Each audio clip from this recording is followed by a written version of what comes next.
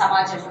అదేవిధంగా మనకు ఉన్నటువంటి ఆలోచనలు పసిగట్టేది తల్లిదండ్రులు ఎంత ముఖ్యమైనటువంటి భూమిక నిభాయిస్తారో అదేవిధంగా ఆ టీచర్స్ కూడా మనము ఎంతసేపు ర్యాంకు, తర్వాత నెక్స్ట్ ఏ కోర్సు, తర్వాత ఎంత జాబ్ నిజంగా ఆలోచిస్తున్నారా?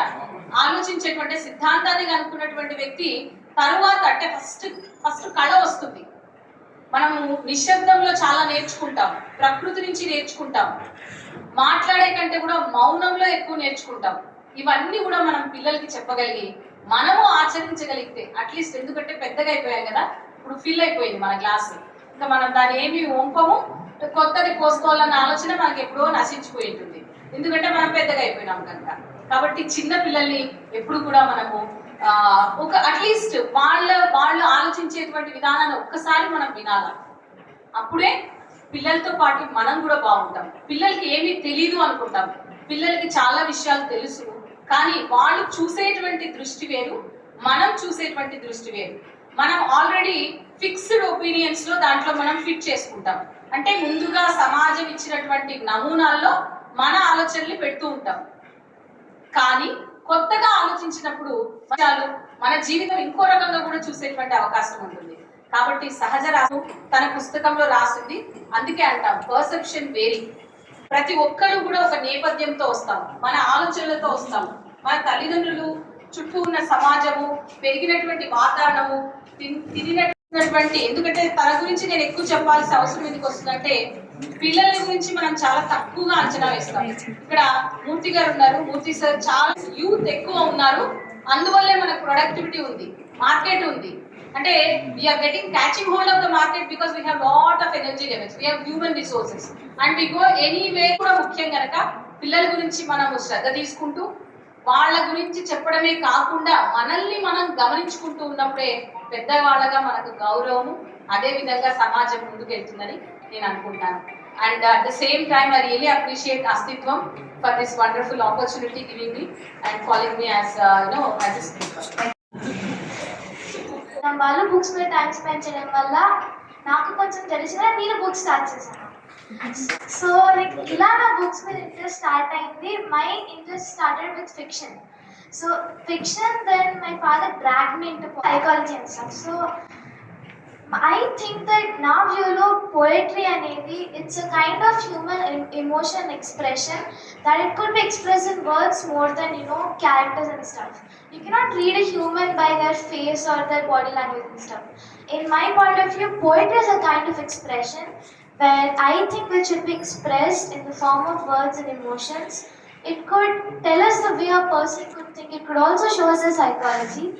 And like, if I want to call out the person, like first in poems రాసినప్పుడు my dad and mom were the first one who recognized it. They encouraged me a lot to write poems, and I have a brother who is older than me, so that person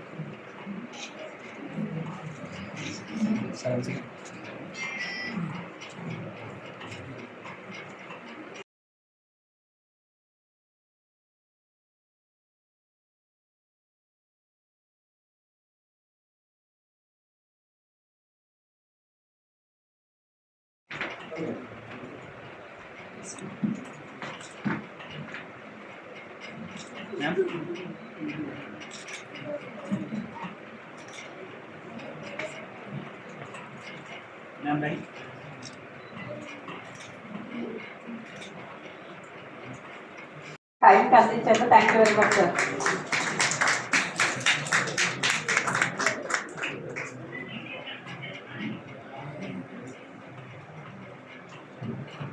అందరికీ నమస్కారం అండి. Sharma sir పుస్తకం గురించి మాట్లాడమన్నారు. దీనికన్నా ముందు ఒక 2 మాటలు Sharma sir గురించి చెప్పాలి. 2019 జూలై ఆగస్ట్లో అనుకుంటా సార్ ఫస్ట్ టైం మేము రన్ చేస్తున్నాం ఒక స్కూల్. అంటే మేము అనే కదా, మా ట్రస్టీస్ కూడా అందరు ఇక్కడే ఉన్నారు చాలామంది.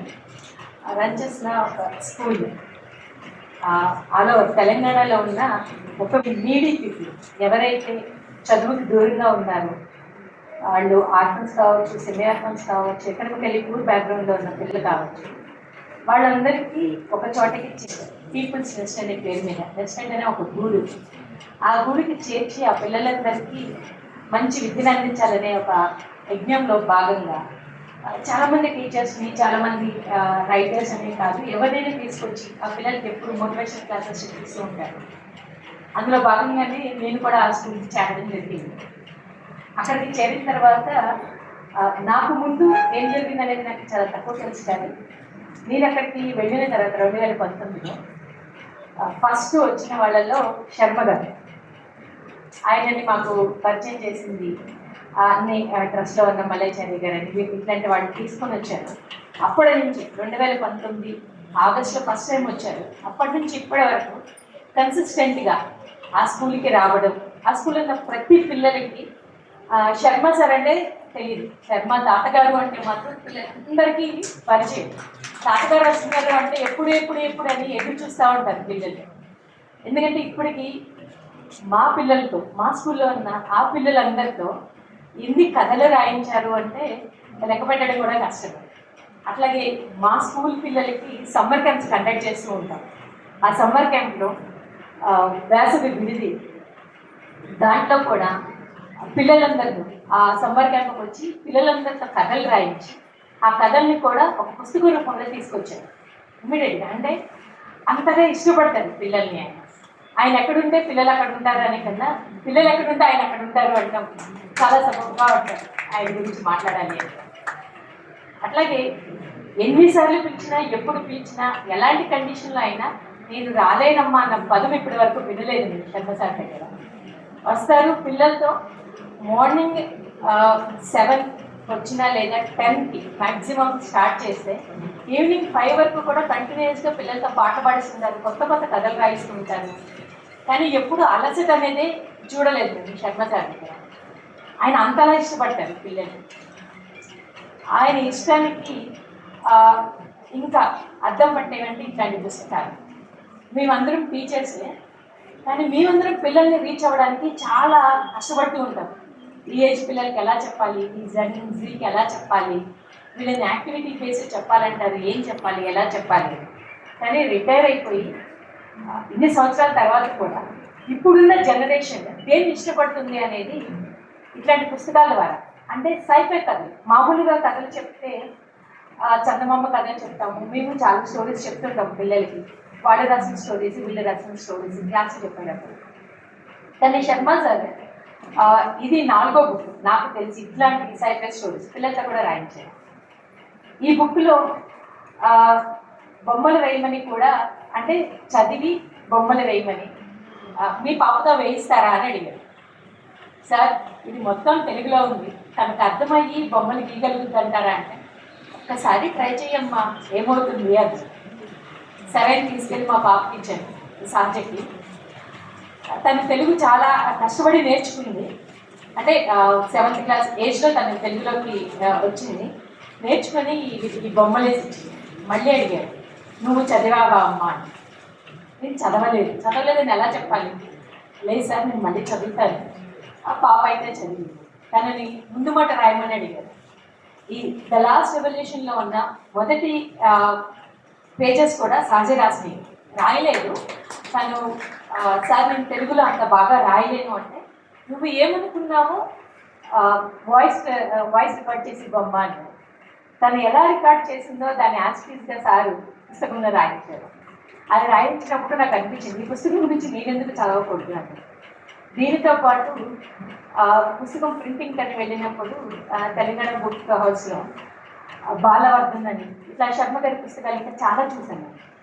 అక్కడికక్కడే కూర్చొని ఒక 5-6 పుస్తకాలు చదివిన తర్వాత, మేము ఎవ్వరూ టీచర్స్తో పని చేస్తున్నాం కానీ we are unfit to work as a teacher and tell as a teachers our self that we are not reaching the students in this generation అనిపించింది.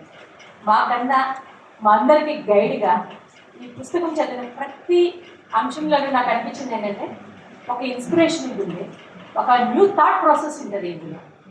ఇద్దరు స్టూడెంట్స్ మధ్య జరిగేది, టీచర్కి స్టూడెంట్స్ మధ్య జరిగే కాన్వర్జేషన్స్ కానీ ఆ పిల్లల మధ్య జరిగే కాన్వర్జేషన్స్లో ఎన్ని కొత్త విషయాలని ఎంత ఈజీగా, అంటే టెక్నాలజీని కూడా ఎంత ఈజీగా కథ రూపంలో వాళ్ళతో చెప్పించారు అంటే చాలా అద్భుతంగా ఉంది ఈ పుస్తకం.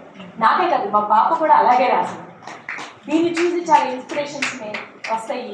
అట్లాగే ఇందులోంచి కొత్త కొత్త అంశాలు, టెక్నాలజీకి సంబంధించిన అంశాలు కూడా నేర్చుకోవచ్చు. నిజంగా దీన్ని మేము అందరం ఈ పుస్తకం గురించి ఇందులో ప్రతి కాన్వర్జేషన్ మేము చెప్పే కన్నా ఇక్కడ టీచింగ్ ఫీల్డ్లో ఉన్న వాళ్ళు ఉన్నారు, పెద్దవాళ్ళు ఉన్నారు, ఆ పిల్లల గురించి ఆలోచించే వాళ్ళు ఉన్నారు. ప్రతి వాళ్ళు ఈ పుస్తకాన్ని కొని చదివితే ఇంకా బాగుంటుంది. అండ్ మన ఇంట్లో పిల్లలకి ఈ టెక్నాలజీ మనకు అర్థం కావడమే కష్టంగా ఉంది, కానీ ఈ ఏజ్లో శర్మ సార్ ఆ టెక్నాలజీ గురించి ఆలోచించి నేర్చుకొని పిల్లలకి నేర్పిస్తూ ఆ టెక్నాలజీ ప్రపంచంలోకి తీసుకెళ్ళి కథలని రాయించడమే కాకుండా కథలు ఆయన రాసి ఈ నావెల్స్ని వేసి పిల్లలందరితో ఇది చదివిన తర్వాత ప్రతి పిల్లవాడు అనుకుంటాడు నేను కథ రాయాలి అని. ఆ రేంజ్లో అంటే ఆ విధంగా రాశారు. ఈవెన్ ఈరోజు కూడా మా స్కూల్లో ఒక స్టూడెంట్ దగ్గర ఒక 30 కథలు రాశారు. ఆ కథలన్నింటినీ ఆయన ఓపికగా చదివి అమ్మ ఈ కథలలో ఆ పిల్లవాడు ఇలా ఆలోచిస్తున్నాడు అంటే ఎంత ఓపిక చూడు, ఈ బాబుని ఇలా గైడ్ చెయ్యి, ఈ పుస్తకాన్ని ఆ బాబుకి అందించు అని చెప్పి నాకు మా స్కూల్లో పిల్లల కథలన్నీ చదివి ఎప్పటికప్పుడు ఫీడ్బ్యాక్ ఇస్తూ ఉంటారు పిల్లల్ని ఎలా గైడ్ చేయాలి అని.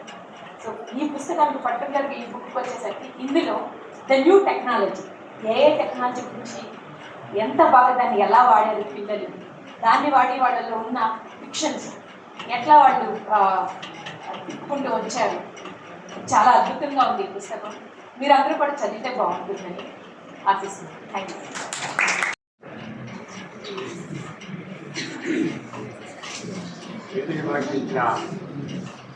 పెద్దలకు సభకు వచ్చేసి సోదరి మనకు అందరికీ నమస్కారం.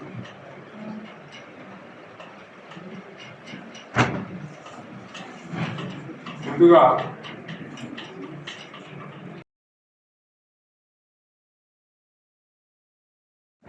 ఈనాటి పిల్లలు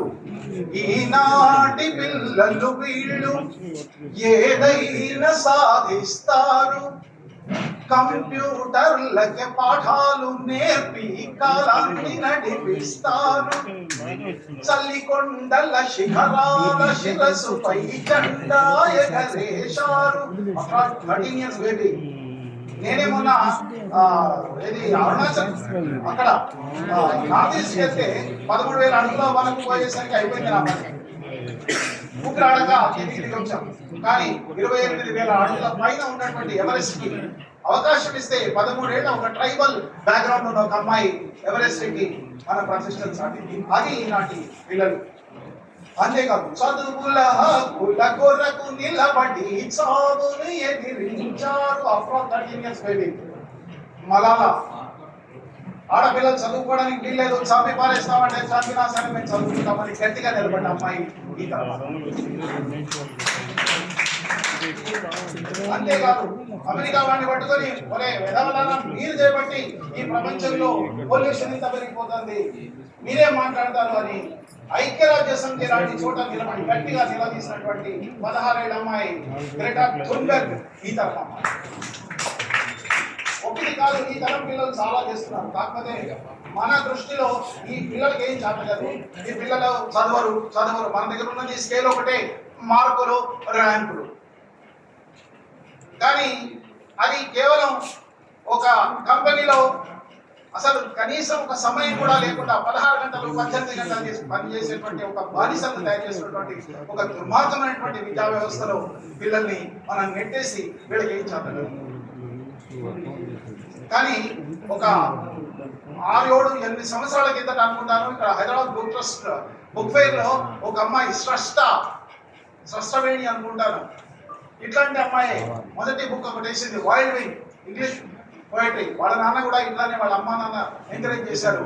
ఆ వైల్డ్ వింగ్ చేసినప్పుడు అసలు ఈ పిల్లలకి ఎందుకు ఉపయోగపడుతుంది అనుకున్నారేమో కానీ ఆస్ట్రేలియాలో ఆ పిల్ల ఆ అమ్మాయికి ఆస్ట్రేలియా యూనివర్సిటీలో స్కాలర్షిప్ తీసుకోవడానికి అది ఒక బేస్ అయిందని ఆ అమ్మాయికి ఉన్నాయి.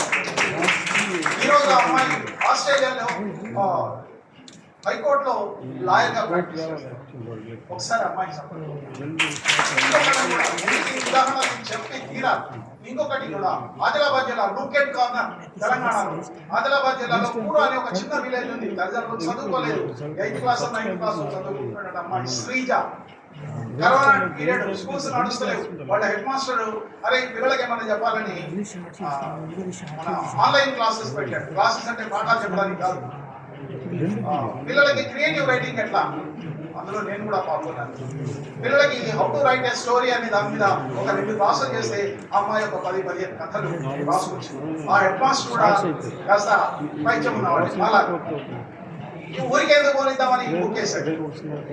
ఆ అమ్మాయికి నేషనల్ లెవెల్లో ఆ బికాస్ ఆఫ్ దట్ బుక్, ఆ బుక్ ప్రేరణగా, ఆ బుక్ బేస్ గా నేషనల్ లెవెల్లో యంగ్ అచీవర్ అవార్డు వచ్చింది. అమ్మాయి డిగ్రీ పూర్తి చేసే వరకు చదువుకునేటువంటి చదువుకు అవసరమైనటువంటి స్కాలర్షిప్ సెంట్రల్ గవర్నమెంట్ నుంచి ఈరోజు అమ్మాయి. చదువు అంటే కేవలం ఈ మార్కులు, ఈ ర్యాంకులే కాదు.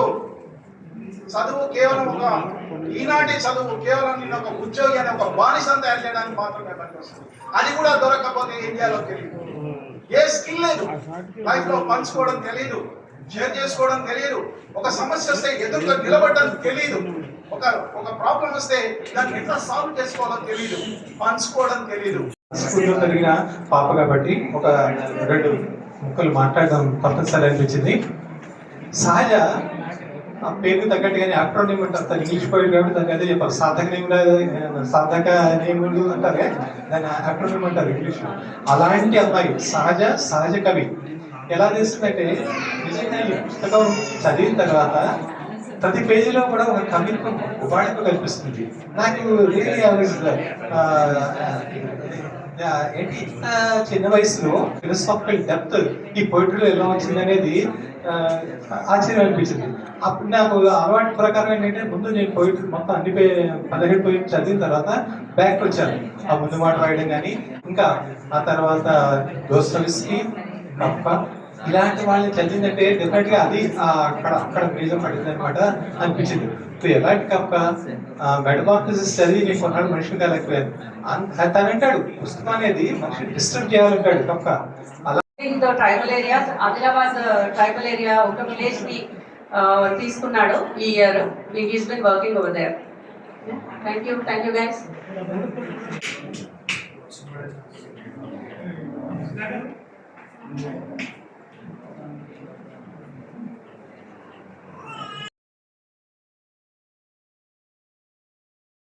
చాలా మమ్మల్ని కవర్ చేయొచ్చు చిన్న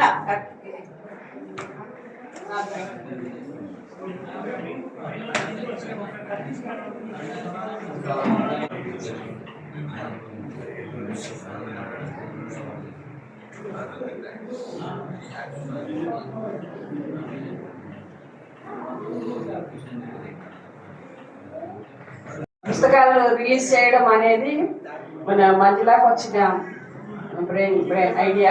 తన బ్రెయిన్ చైల్డ్ లాగా, అంటే సహజ నిజంగా అంటే మా అస్తిత్వానికి ఒక అదృష్టం అనుకోవాలి, సహజానికి కూడా ఇది మంచి అవకాశము.